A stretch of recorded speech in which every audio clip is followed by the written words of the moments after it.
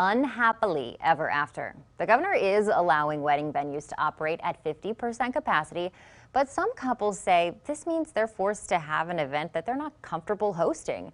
For others, their wedding woes have led to lawsuits. Venues are trying to find safe ways to host events. KXAN investigator Avery Travis took a look at how the changes are affecting the industry as a whole. Should I go by the new name or my old name? That's your name, Holly. Yeah.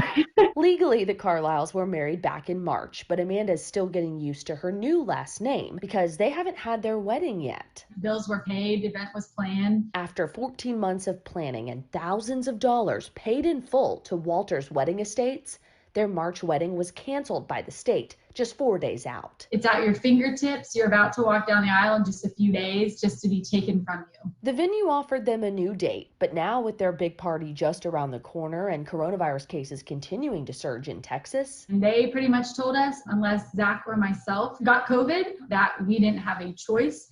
And they were also definitely not going to do any refunding. Even if nearly half their guests can't come. But the hardest part for them is feeling forced to put guests that do come at risk of exposure. And a lot of those vendors are working with couples in order to make those postponements happen. But attorney Haley Suggs, who handles contract disputes, says they do expect more couples heading to the courthouse, not for their marriage licenses, but for lawsuits.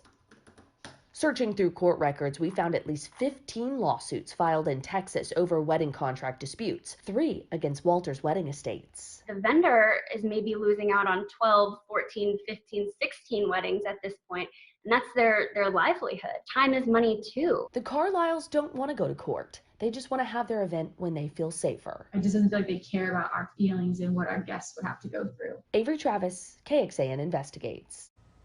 Walters Wedding Estate says 500 events have been impacted across their venues, and they're trying to help couples come up with creative ways to safely host guests or reallocate funds.